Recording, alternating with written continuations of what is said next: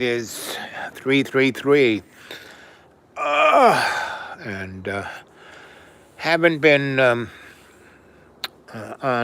the YouTube of late because it's been too nice. I just been sitting watching the grass grow and doing a little of this, a little of that.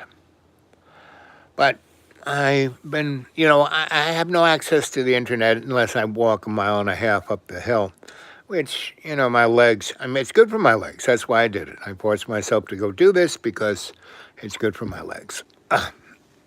Anyway, and what else? Good morning, good evening, good afternoon. Welcome to Dreamy Dreamland with Sensie Owl Bob. It's 53 seconds into the show, and don't believe a word I say. I'm just your griot here to tell you a story. Haven't been around. As I said, I've been just in the deep green watching the grass grow. But I've been watching everything else go. I love me my Donald Trump. He is other, I'm just a holiday historian. And, other great leaders have destroyed their institutions. It takes them hundreds of years, 300, not just one emperor, 3 or 4. Look at Rome. It had to go through about 9 Roman legion emperors until, and then, the Holy Roman Empire took over, right? So here we are, 1 minute and 47 seconds. So Donnie is, Donnie is not the problem. He's just a symptom. He's just a game show host of our culture. That's it, pretty much. There are other entities. I call them the hidden hand. People call them Illuminati, Hail Hydra. Stan Lee did a nice job in putting Marvel on the dial of kind of what's going on around us that is in that area of the paranormal and normal. Normal is just what we think, what our ego or our generated illusion or delusion kind of puts up, Hey there, Wen, is that you, AI? My good little puppy. Yes, my little puppy. AI, I really depend on you. Someday, soon, when the powers that be say, hey, Al, we need your help here. Because I could. I do not believe in ideology, right? Now, religion to me is just a business plan. That doesn't mean there is no spiritual component to your existence. There is. But you have to figure that out. Every book, the Bible, King James, and the Old Testament, the King James is the Torah in the Hebrew clans collection of family ruins. And so there's the Torah, the Tabla, and the Kabbalah, right? And Torah is if you take that word Torah in Hebrew and put it into Greek and then put it in English, it means you suck. Pretty much from, and in the beginning, Elohim, you know what that means? Plural gods, right? El is the one God, in the 10 Commandments, the first one, have no false gods before me, right? What is this talking about? Why are we in this messianic, Moses kind of picture of the world? We're still there, just look at the strip. Hello. Cute pie. Yes. I'm a big fan of, yes, pi is nice. It's as a geometric or algebraic or culinary motif. I love pie. So here we are, right? And this is, the United States is never, we have always been someone's bitch. We've always done other people's bidding, all from the Civil War to the First World War. There were like 12 wars in there. The Indian War, the Mexican War, the Spanish-American War. We were in China for some reason. I don't know why. Go watch the movie The Pearl with Steve McQueen. Go read Colonel Butler's uh, great book on war called War's a Racket. Go read Latsu's Art of War, and you start to get a picture of what it's about, right?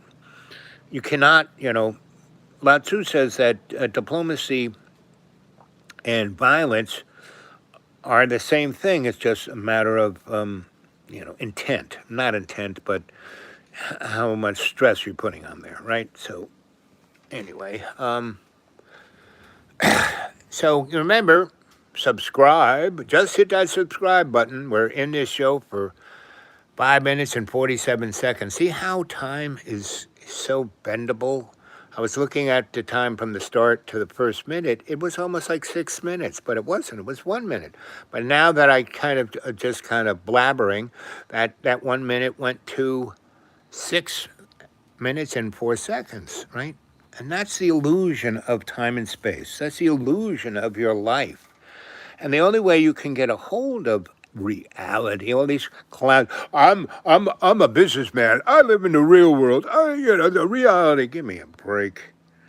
Let's see. What about Donald Trump suffering from syndrome? Down syndrome. I don't know what he's suffering from, but he's always, see, the thing is, Donnie has always been this character actor. Oh, I brought my glasses with me so I can actually read. So Donald, first off, has always been a game show host. He had that game show for 11 years, The Apprentice. He was The Apprentice. What is he apprenticing? To be president.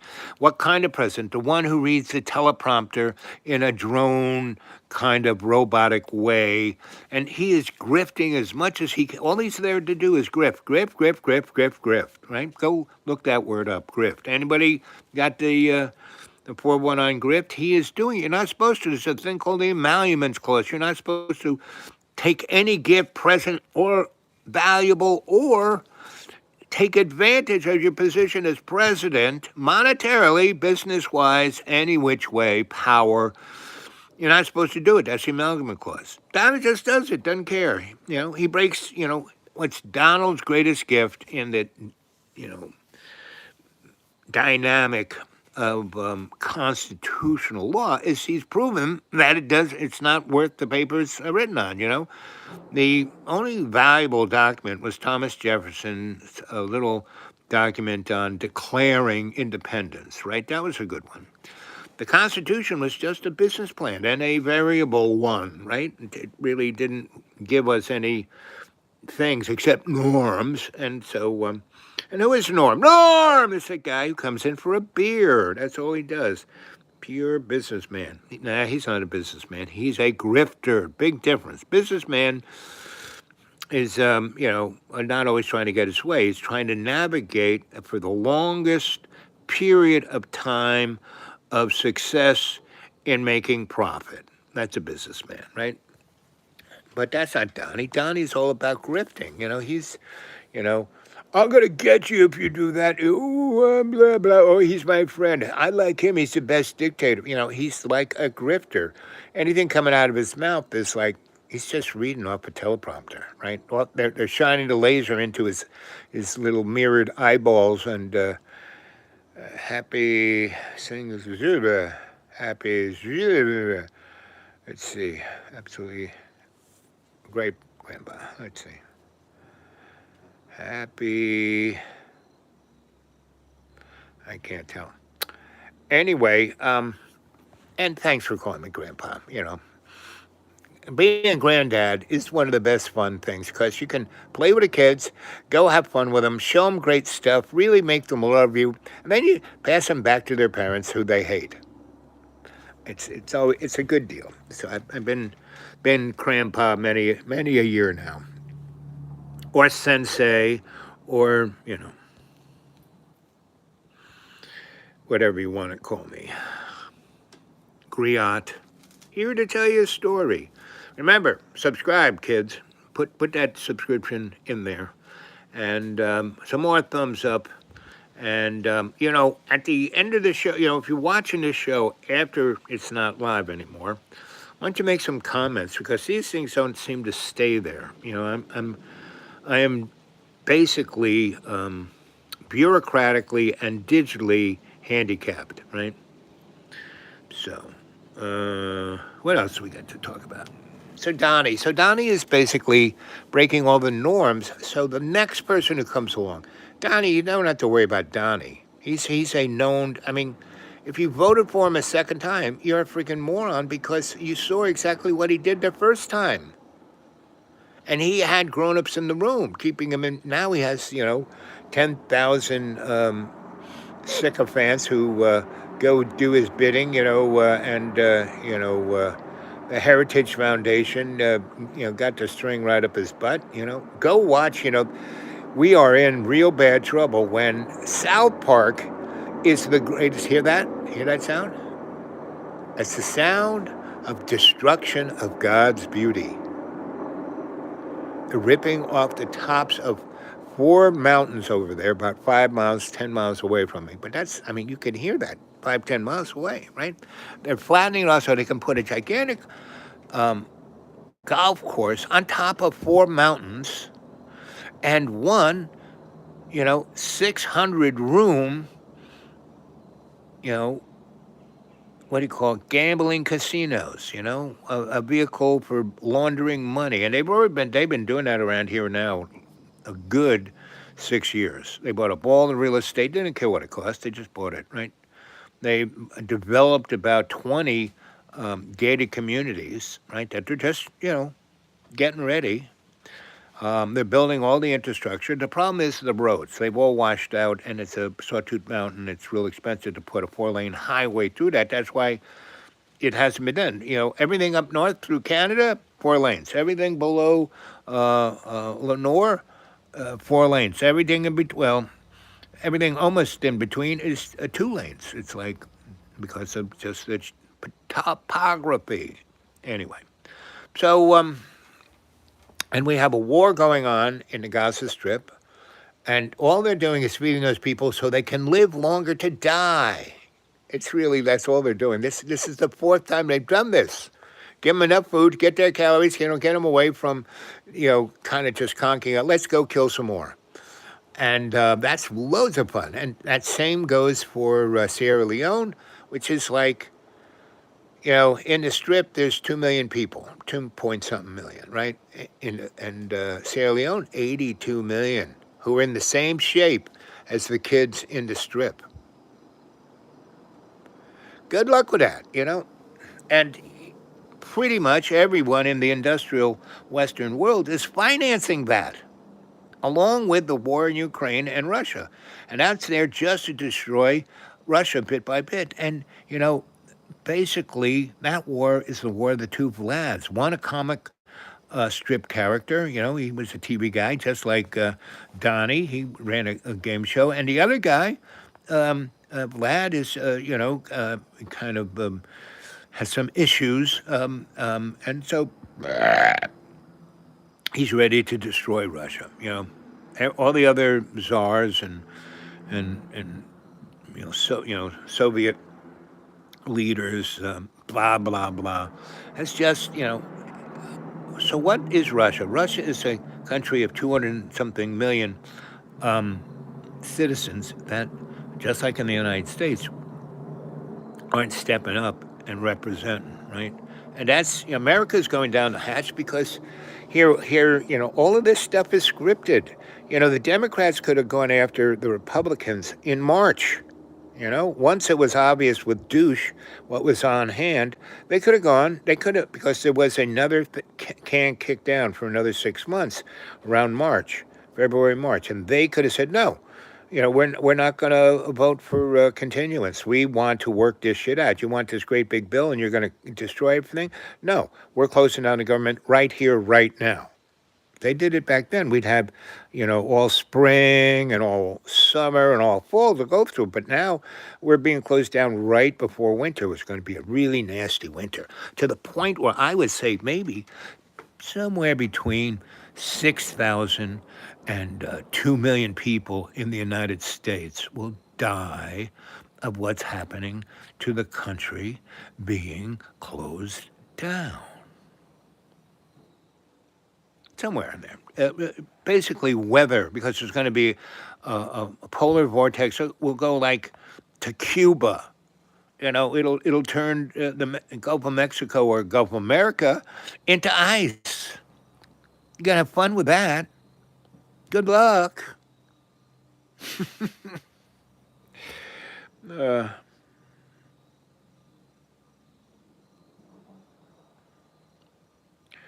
but kids, see, everyone goes on about this group and that group and the Russians and blah blah blah blah. But no, this is a scripted show across the planet. There is a transnational entity that isn't just from this neck of the woods. It's all planet and has been screwing with us since Genesis. And in the beginning, the boys said, "Hey, we're gonna make them like us." Like us? We're not stupid. That's kind of where we got all this. Anyway, it's almost 4 o'clock. I've been at it for 16 minutes. I am going to go up the air and pray a little bit. How about we all pray? Let's start it off here. Our Father who art in heaven, hallowed be thy name. Thy kingdom come, thy will be done on earth as in heaven. Give us this day our daily bread, and forgive us our trespasses as we forgive those who trespass against us. And lead us not into temptation, but deliver us from evil. It was in the beginning, is now evil, and never shall always kind of be until, praise God, praise Jesus, God loves co-creation. Jesus is light of the we in me. Our Father, who is our Father? Is God our Father? Is the guy on the golden toilet in robes our Father? Or is it El, right? The unknown one, the unnamed one, all-powerful, all-creative, everything. That's El, not Elohim. Our Father who art in heaven. What's heaven? That's above us and below us, right? It's the unseen world, because the world we see is an illusion. We make it up as we go along to the great script writer, right? And El is only in the writing room once in a while, just to keep all the monkeys on the typewriters going in the right direction. Well, James said hi. Well, hi, James. Find a way to be right. So basically, we live on a planet of abundance. Abundance. There's enough for everybody. We don't have to monetize anything. We don't have to be mercantile. You know what the word mercantile means? To sell your soul for chump change. And that's what Donnie is doing. And that's, he's going to go down in the book as, that the guy that got thrown under the bus. Everyone's going to blame Donnie. It's written. It's written so. Let's see, what else is happening? So a little nuclear, just a little nuclear in the Mideast and a little nuclear in the Baltic. Just a little bit. Just to get everyone's attention. And then that spaceship that's orbiting, that kind of flew in to our solar system out of nowhere, just stepped on stage doing 180,000 miles an hour, 180,000 million miles an hour, and then just hit the brakes and went into orbit around Mars. And no one really knew about this, but good old X sent a box up there with instruments to figure out what it is.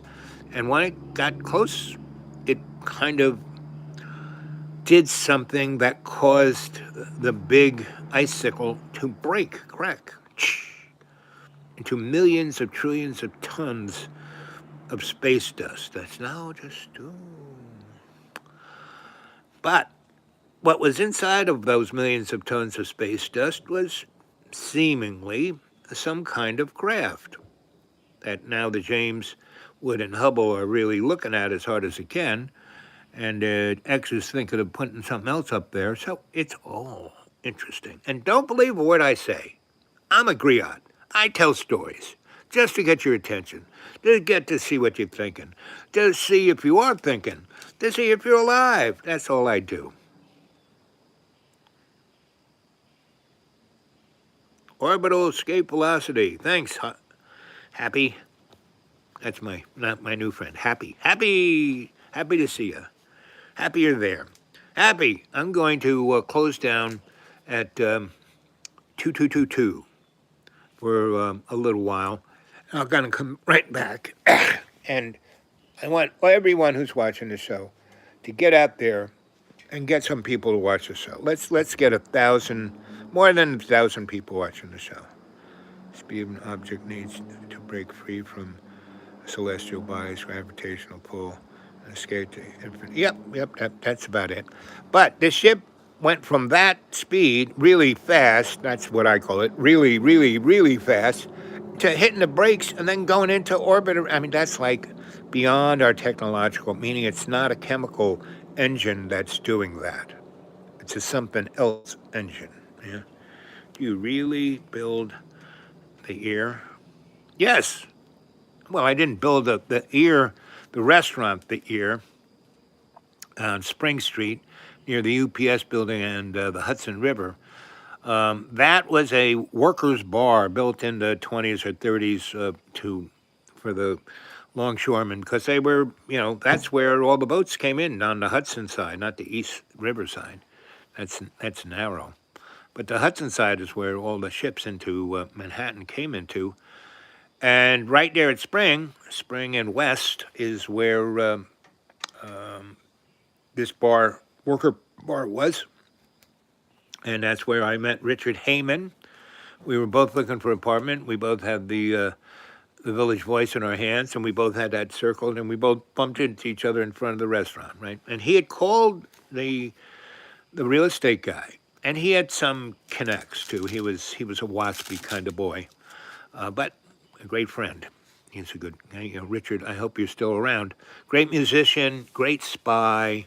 He was great at everything he did, and loads of fun, and a great heart, and really, I mean, for a spy, he's a really honest guy. So anyway, and that spy was only because he was so good looking when we were young. Me was I never thought I was good looking. I didn't even know what I looked like until girls, boy, you're cute. I said, who are you talking to? Who? Yeah. Rich, are they talking to you? Anyway, so Richard, he had the credit cards. Richard had the checkbook, and me, I had the connects. So we were a great team, right? And he knew me long enough to realize that, okay, he was going to live there for as long as he's going to live there, right? And he made it like the old folks' home for interesting artists, I guess. But I was an interesting young artist, and I had the attic ridge was my little apartment, right? So it really, most people couldn't get up there unless you were adventurous, because you went into a closet. There was a ladder going way up, way up into the darkness. There was no, there's a little light I had up there with a pull chain, but I could get on that ladder and walk up there with my eyes closed. But boy, it got girls. They liked the ladder. I said, you go up first. See if we can buy the string. So yes, I basically, had fun with Richard at the Ear Inn. I did restaurants. Richard was a musician, right? We both came from prep schools. We both had that kind of cultured thing. But he was a WASP, and I was Irish, Italian, German, Iroquois. And so, so many grannies. This is so true. And I didn't date. What I did? I offered myself completely. I was a guy who was totally, what's the right word? Devoted to whatever woman I was with, right? And that didn't mean for the rest of my life. It just means the moment I was here. That's where I really, really, really, really learned how to stay in the moment. because you're a guy and you want a woman's interest, you stay interested in them. You listen to what they say and be able to repeat it back to them. Man, this was the best line I ever had. I would say, some girl would come up and bump into me and go, "Oh, you're cute." And I go, "Well, you're amazing. You're a queen. You're a goddess." And I said, "What do you do?" You know, and then I just let her talk. And so, and then she'd keep going. And she'd, "Don't you have an opinion?" And she'd go, "Keep going. I want to hear everything you say." And then they'd be finished, and they would go, "And so," and I would say, "I hear you saying," and I would repeat everything they said back to them. And they would get, their eyes would get teary, and they would go, "No man has ever listened to anything I've ever said." I said, "Well, this man just did. You want to go outside? Look at the stars?" "Yeah, sure." Anyway, famous bar. Yep. You're in famous bar. And it's really what from the get-go, I was, so the kitchen, that place was a worker's bar and restaurant. They had tables. They didn't have counters, tables, right? And the cook was a midget. So from the floor to the counter was like, 16 inches. I had to dig a hole in the floor because there was no basement there. I had to dig a hole, and because if I basically put it where it should be, my head would have been through the roof. So it was a very interesting place. So down on 16th Street was the meat district, and the other way near Hudson and Duane, let's say that, where Hudson starts, kind of near Chambers, Duane, Thomas, right there, is the Egg and Butter District, right in Duane Park. I don't know if it's still there. But so anyway, they had egg and cheese. They'd be big circles of cheese. I'd mold on them. They'd throw them in dumpsters. I would go get them, cut the mold. I mean, like 20-pound cheese, 40-pound cheese with the, waxy thing, kind of grimy. They'd throw it away. I'd cut it up. I'd get tons of cheese. My whole way of really getting people eat whatever I made was, we had usually a gorgeous bartender. Richard really wasn't a front of the house kind of guy. I mean, he played his piano. Yeah, he'd bring the electric down and tinkle away, and that was fun. And really, that's what the ear in. You know how the ear in got its name? I lit up, it said bar, B-A-R, right? And I energized the wire with an extension cord to that thing. And I plugged in an outlet just to see it work, and it went, right? And the B was basically an E with tits on it, and the tits went out. And so it said ear. And Rich said, "That's the name of the place. The Ear Inn." That's how it got its name. And so anyway, I would basically fry Mike Finelli, who's one of my godfathers, and he's like, he's not gangster of drugs or prostitution no, he's the gangster of restaurant supplies, tablecloths, napkins, the beer thing, the spout, right? He controls all of those. So you want beer in New York? Yeah, the beer guys, get the refrigerator, the drums, and the piping. But behind the bar, if you don't have one of Mike's little things, you're not pumping beer. And a tap is what they call it.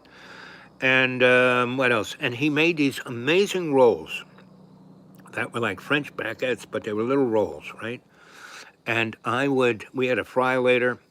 I would cut them in half and throw them in the fry-later until it was like, and then I would take things of Gouda cheese and just stuff it in that, and then put it in a basket and send it out with the waitress.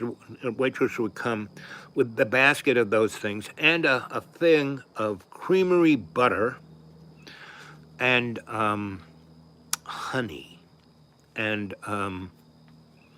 sesame seeds and celery that I would take the stringy stuff off until it was just like water, and put cream cheese and then hot, red pepper on top of it, and that's what they would use at a table. Like within a minute, the girl would come with the bread and the celery sticks and say, "What would you like to drink?" And they would have orders, and the busboy would come with the water, right? And he would have water and iced tea, right? And you could, and he'd have glasses that had ice in it or no ice. So you could get a drink with ice or not ice, right? Or half ice or 2 cubes, right? And by then, she would come with the cocktails and then take the orders. And by that time, you get the bread, then you get the water, then she comes back and takes the order. Brings your drinks and takes the order. That was within 5 minutes from you sitting down.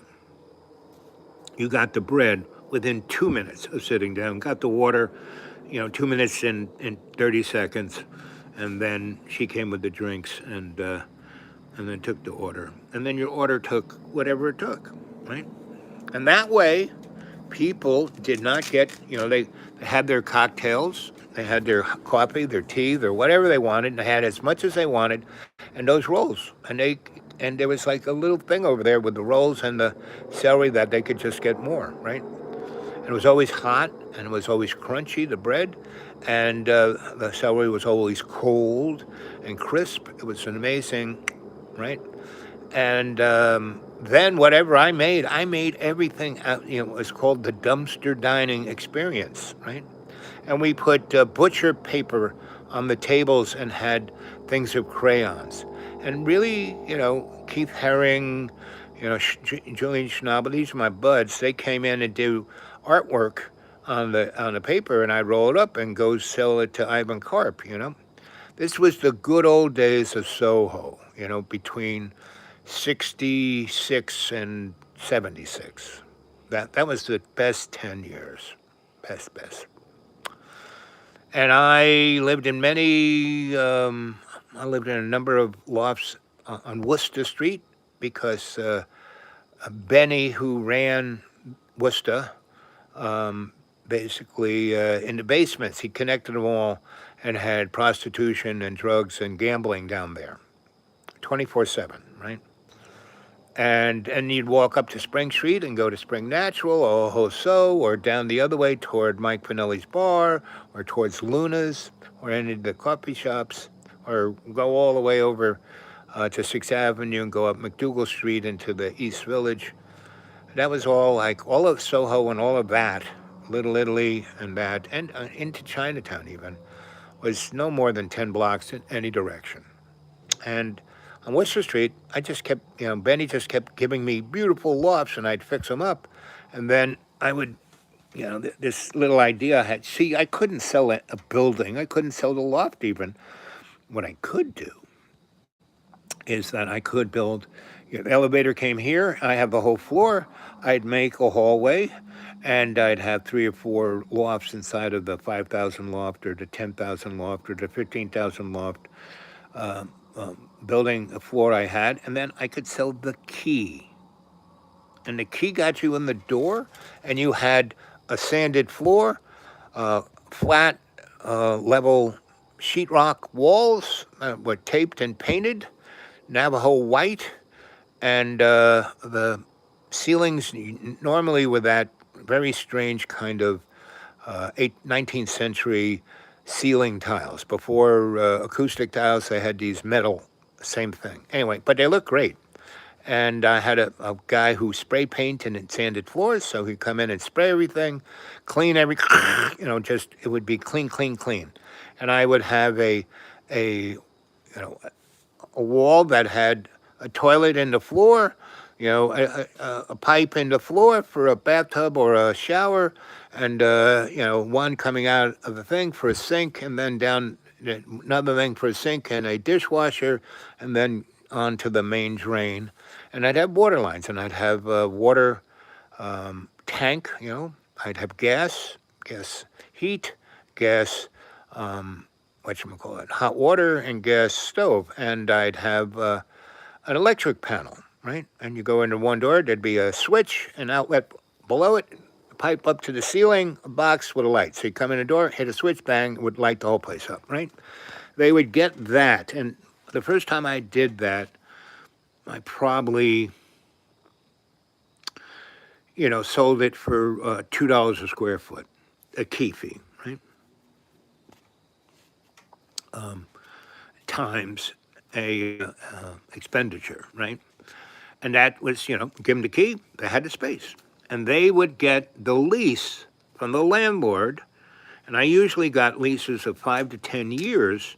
And I would rent these floors for like $150 because nobody wanted them. I mean, nobody even wanted to tear the buildings down. Nobody wanted them. And one of the things, it had DC in those buildings, so I would put, and it was still alive, right? They still had DC, like for the subways, and that was the same DC. So I would put rectifiers, and so people could get, AC power. And anyway, I would do one of those things. I would live in it for a while, be the artist that I was, and do all kinds of groovy stuff, and have parties, this and that, and people go, wow, this is so much fun. And then they would straddle down to Benny's lower level, because he controlled the elevator, and he would just take them straight. Yeah, once they were having a good time in my place, he would take them down to the bowels. Anyway, that was Worcester Street. And the girls, what were their names? Two nice Jewish girls from Brooklyn. These were, what do you call them? The Reformed Jews. From my rabbi's Reformed. He had, not only was he Hasidic, he was Lubavitcher and Reformed. He had 3 crews cooking in Brooklyn and upstate New York. So anyway, I was having loads of fun. And I started doing that scene in Soho in '66 when I was 16. So that was good times. And everyone seems to think they need to be a billionaire to have a good time. No, I'm living on $400 a friggin' month, and I'm living like a millionaire, right? I own nothing.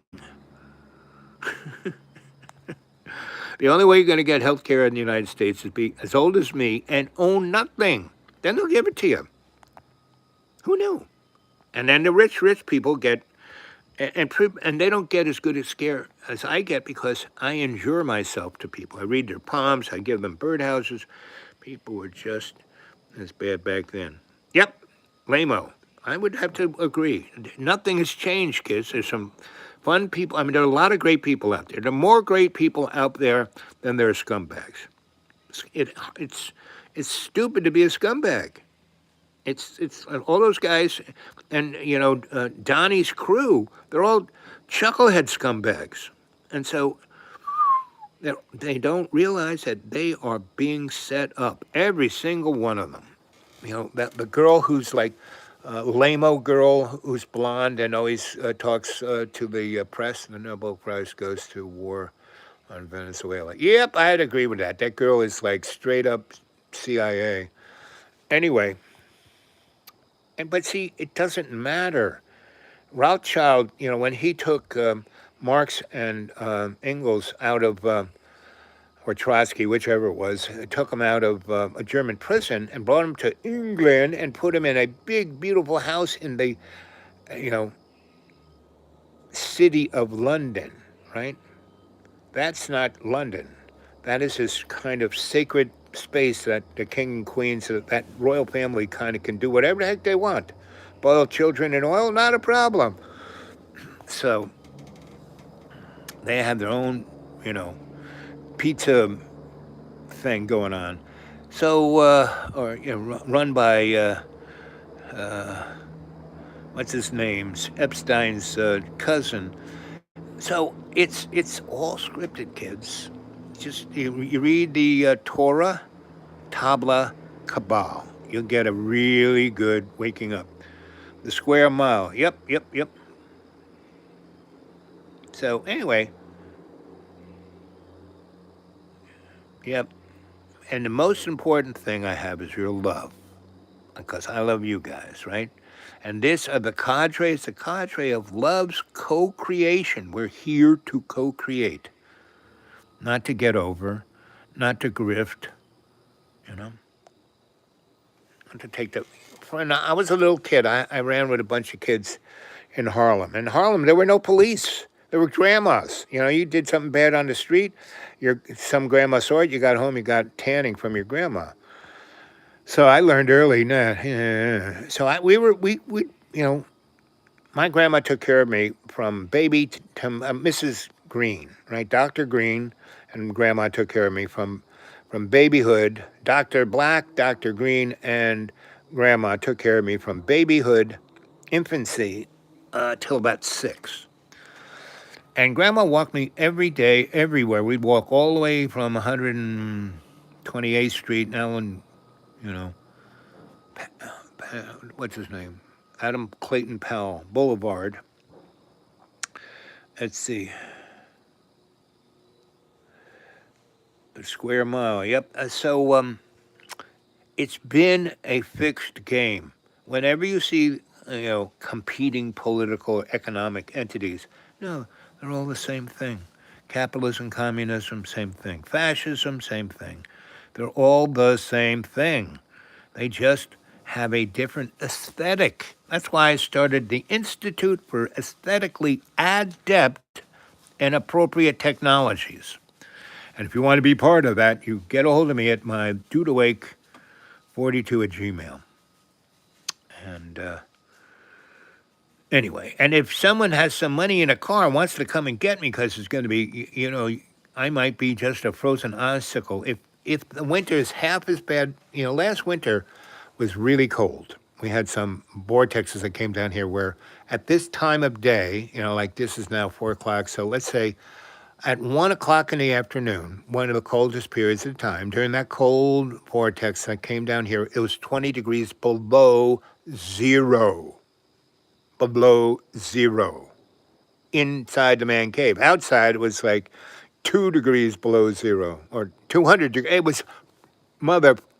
And then they, you know, came and got me, and you know, I had to babysit some pogey folk because they were, well, we can't just let them stay outside. They'll freeze to death. Oh, but you're going to let me freeze to death. Oh, well, you're always, you know, you can take care of yourself. So I had to babysit those guys and gals, and we slept on frigging concrete. They didn't get any kind of mattress or anything. Concrete. Luckily, and so these clowns, you know, slept on a concrete. I said, what are you doing? No. I said, look, we have like 1,000 of these 42-inch, you know, cardboard boxes that aren't, you know, they come flat, you know, you put them on the floor. You can make a mattress, and it's somewhat warm and somewhat softer than concrete. It's like the Princess and the Pea. Anyway, that was like between January and April. And that's really what kind of screwed up my hip, sleeping on concrete. But as God always keeps telling me, you know, Al, it could be worse, and He's right, or it's right. I don't like to anthropomorphize God. You know, it could have been worse. You know, I could have been sleeping in the man cave without any electricity. I'd be a block of ice. You know, when my friends would come down and try to find me, they'd see me being nibbled on by squirrels and hedgehogs and other rodents. But anyway, any of you guys, especially preferably women with money and a car, and like 2 or 3 of you women, right? Because it's always fun to have a gaggle of girls. They can feel safe. Me, you know, they're griot just to tell them a story and you know, keep an eye out for, let's see, Garney, Santa, I miss your cute face. Well, here it is.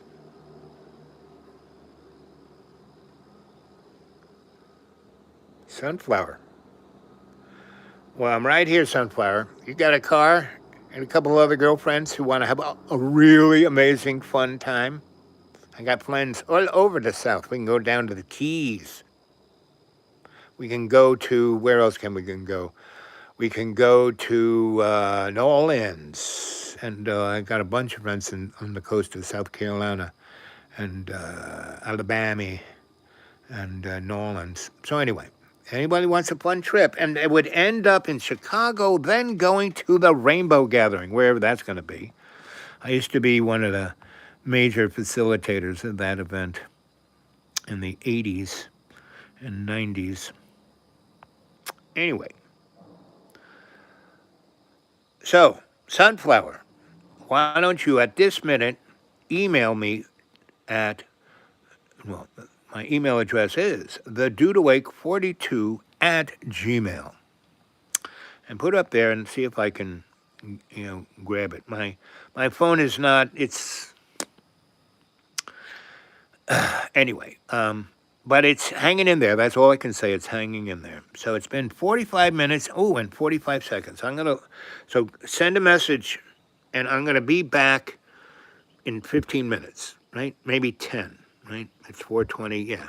At 4:30, I'll be back. Call up friends. Bring more people. Subscribe. More likes. Make comments. I'm going to get at this. Make a comment. Because I don't know how to keep the stuff you keep saying. Sunflower. At Sunflower. HHH. Yo. Not from America, unfortunately. I'm from England. Well, come on, you can get on a jet plane. America's almost, I know, it's a scary place, America. But when I lived, England was my home when Freddie Laker existed. You could fly from New York City to Heathrow, from Kennedy to Heathrow for $75. Another $25, you could get a 6-month visa and a year's worth of Europass. I mean, you can get any trail, tram, bus, you name it, and for $100. And they would pick you up at the Pan Am building right there on Park Avenue, kind of almost where Trump Tower is. And as you got on the bus, they give you a box of 2 scones and creamery butter and 2 little bottles of whiskey, Patty's Irish whiskey. And you would get that little box and you go sit in the bus get full. It would drive to Kennedy, and it wouldn't go to the airline terminal. It would fly, the bus would come out onto the tarmac where the airplane was, and they had the big steps.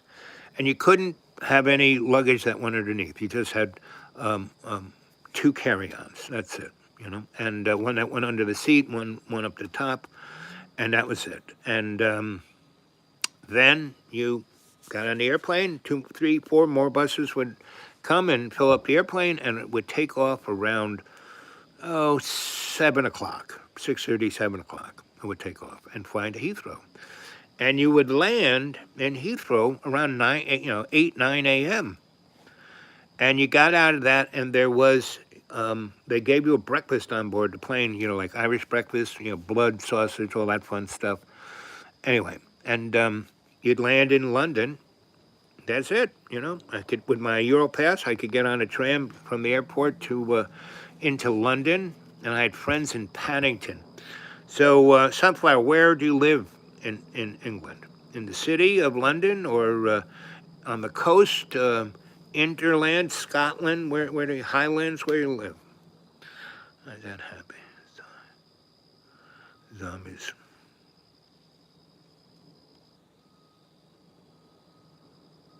Yes, I was so blessed. I did my traveling between 1950, no. I guess it was 1963 when I basically had it with my family and everybody. And they had shipped me up to a seminary before going to the real seminary. I went to this other place, and it was like,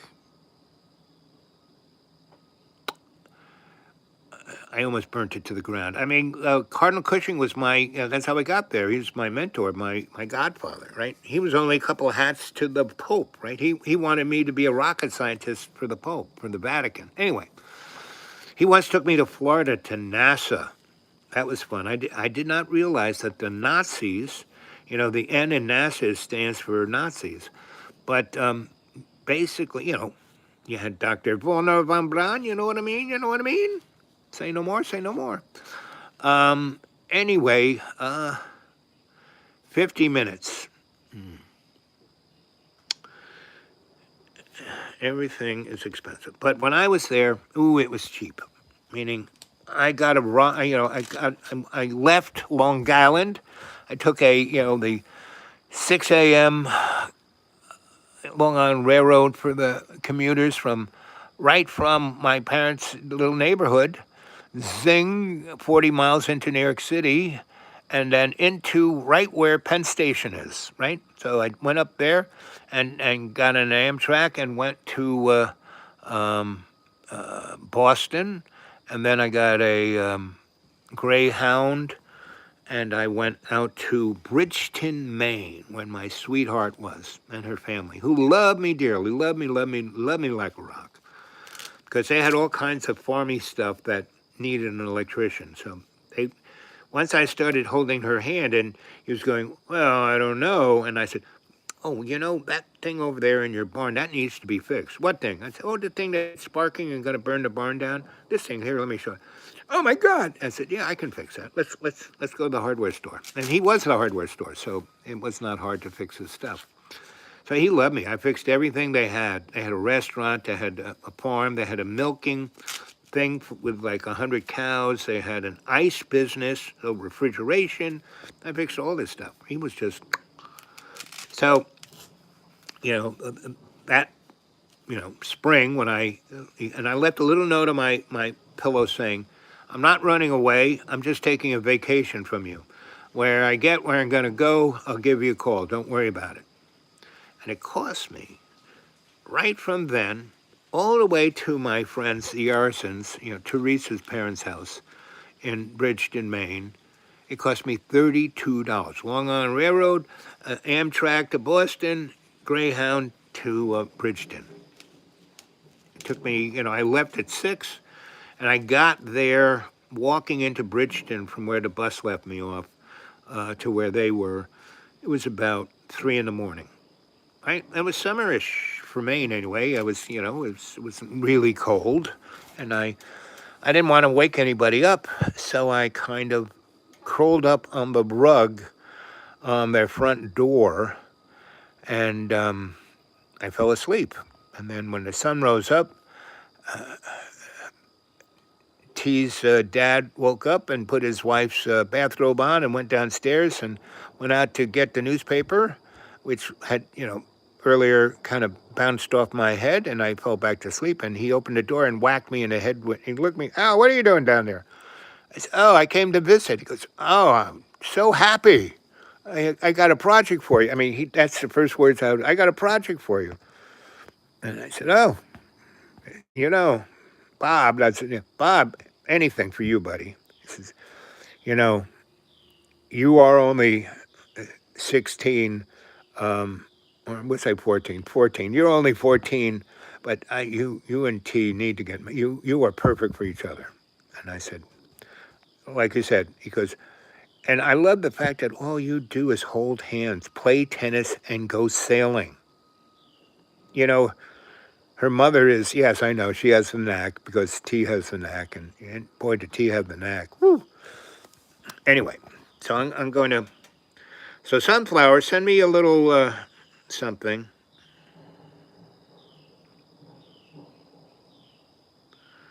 Birmingham, okay, that's a nice industrial town. Winston Churchill and Adolf Hitler burnt it to the ground. So, Sunflower, I'm going to get off right now, and I want to see you back here in another 10 minutes, please. And send me, hey, dude, it's me, Sunflower, and I'm the Dude Awake 42 at Gmail. Okay? Okay. Whoops, I did something wrong there. Okay, do this.